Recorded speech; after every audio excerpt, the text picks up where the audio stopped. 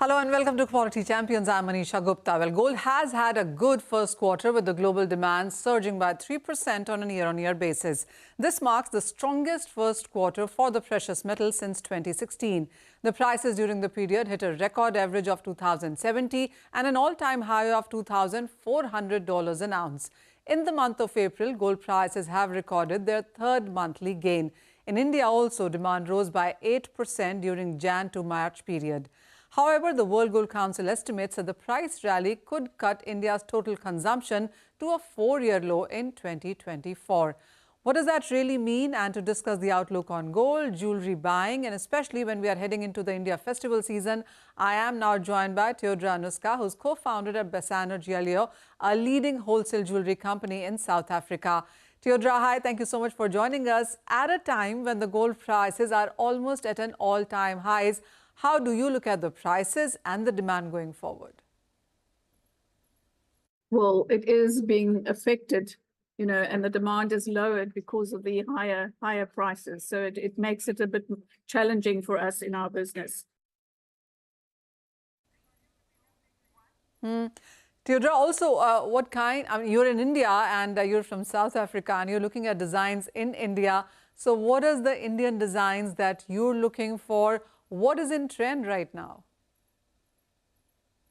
Indian designs are mostly bracelets. We're personally looking at a medium to low bracket of simple designs, as this is our target market. So we are looking at what our customer base is able to, or our target market affords. So it's the middle to lower, simple designs in gold and in other metals.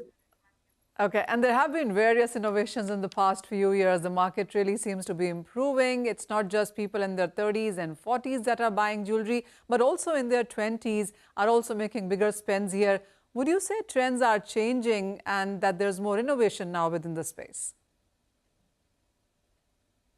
Well, trends are certainly changing from the higher cost items to satisfy that lower market, that younger and upcoming market. So the trends are lowering, and they're looking at options, including the lab grown, which become more affordable for them, and the colored stones. Well, that's about the age part of it, but how would you describe the African jewelry market right now, and what do you see as trends there? Our particular market, and I talk only of our region, which is South Africa, the demand is rather slow in the sense of gold and precious stones. It's slow and hopefully will increase and improve.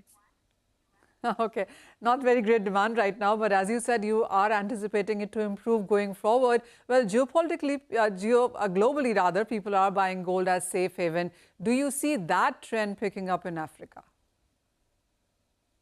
Yes and no. Yes and no. With time, I think it's a global phenomenon. There's a lot of uncertainty, and so that reflects also, and it's a reflection also of the instability in all the world, not only in the diamond and the jewelry market.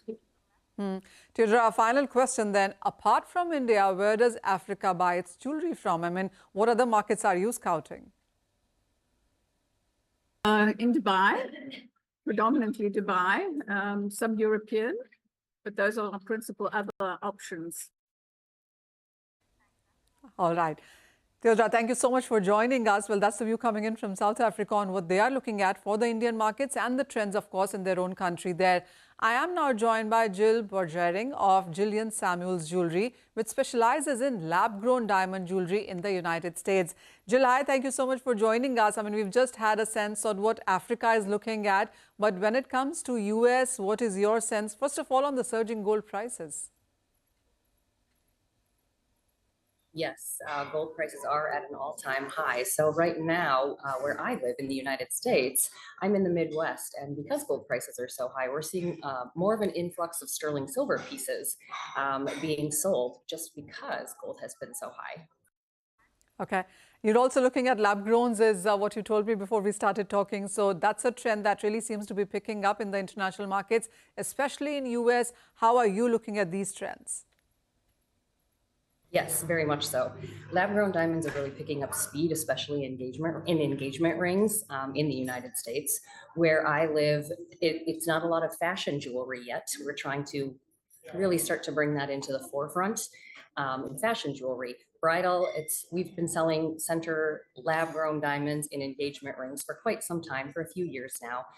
But now we're finally starting to see some transitions into more of the fine jewelry, studs, diamond tennis bracelets, solitaire pendants, and pieces like that. So we're starting to see an influx of that. Jillian, what is the deciding factor right now when someone comes to buy jewelry? Is it the design, the price, the weight, the caratage? What really does work? I honestly believe that it is a combination of design and price. I work with a lot of the younger generation, and for them, they prefer experiences over things. And so we're seeing a lot more lab-grown diamonds in the younger generations. Because then they can still get the design that they're looking for. They can still get it in gold, especially with gold being so high, but then they're also getting exactly what it is that they want. So the numbers really haven't been great last few quarters due to price volatility. Are we looking at a slowdown across globe? How would you look at the demand in the US right now? I think that it's been fairly steady. I think the more and more people start to realize that lab-grown diamonds are here to stay, I don't see it declining in demand anytime soon. Do Indian margins work for you? Also, what has been the experience like for you since you're in India? I do feel like the prices over here in India, they're very, very, very competitive, which is why I came over here. This is my second trip to India. I was here last fall with the organization, and that's when I discovered just how easy it is to work with the Indian manufacturers here and get the products over to the United States. Before, I had no idea. So this time I'm on a completely different trajectory as far as what I'm looking at purchasing. But I find that it was so easy to work with them, and I love India. I think it's beautiful here, and I've had nothing but a positive experience. All right, Jillian, I'm glad to hear that. Thank you so much for joining in. And moving on, we have another player from the jewelry sector in US now joining us. Shahir Hosh is from Cristino Fine Jewelry. Shahir, thank you so much for being with us. How are you viewing, first of all, the volatile gold prices? Right, correct. Yeah, it ends up at the end, what are, the cost of making the actual piece of jewelry. That's, yeah, gold is high now, but a lot of people going now from 18 karat down to 14 and, or from 14 to lighter pieces of jewelry so they can afford it. And now from natural diamonds now to lab grown diamonds. That's I see the new trend. From 18 carats to 14 carats and lower as the gold prices continue to go higher. But in sense of sales, in sense of numbers, what are you looking at in sense of jewelry sales from here on? Yes, the thing is, I'm a high-end jewelry store in a very wealthy town in US. So I haven't seen decline in my numbers. Actually, there is increase. The rich is getting richer there, and the economy, they're not really affected that much with the economy. Thank God for my business. So yeah. So the reason I came here, I'm just looking for the cost effective, the better prices of making the pieces, or I see the manufacturing of jewelry here in India has gone a long way. They're really great finishes now, great quality, what I've seen so far. All right, that's interesting, Shahid. As you say, the high gold prices do not bother the high net individuals, but the making charges is something that you're working with fine here. Do tell us about on how are you looking at a big divergence, because a lot of people are looking at lower carriage, but your clientele is absolutely fine with the current prices of gold and diamonds. It is definitely makes a huge difference. I see the now between the natural diamond and the lab-grown diamond, for my clients, it's hard to convince to move them from natural to lab-grown. But I've seen now a little increase, little by little, for just the fashion pieces, I think they wouldn't mind it. But for the main pieces, engagement rings, wedding bands, things like that, they still want the natural diamonds. Shahi, how is your market when, as you said, you have higher area, higher category that you're servicing with? I'm assuming most of that is going to be natural diamonds, but the lab-grown diamonds also seems to be stabilizing and increasing as an alternate market. Would you say that the lab-growns and natural diamonds could coexist and find its own buyers? I believe so. I believe so. They just need to convince the clients the right way or say the right words so you can sell the lab grown.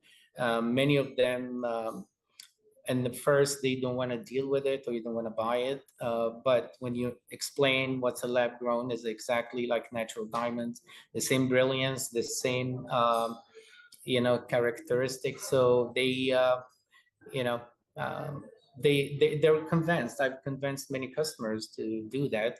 Especially I try to sell the natural first, and if I see they don't want to spend the money, then I can shift them to try to sell them a lab grown. So definitely the both would be sold, side to side. Shahi, it would be very interesting to know that within your portfolio, with the kind of clientele that you have, what really is the percentage of naturals and lab-growns? Oh, because I just started, so I would say 95% natural, maybe 5% lab. I just started in it just 4 months ago, and the volume of natural, obviously, I do much more than lab. But the profits on the lab grown obviously are much more than natural. So hopefully I can increase that business in lab grown. All right, that's an interesting conversation, Shahi. Thank you so much for joining us with that sense of that the US markets are doing quite well. The cartridges may have gone down, but the spend on jewelry is still much higher. With that, we are heading into a short break, but don't go anywhere. A discussion with Phillips S. Baker of Hecla Mining when we return.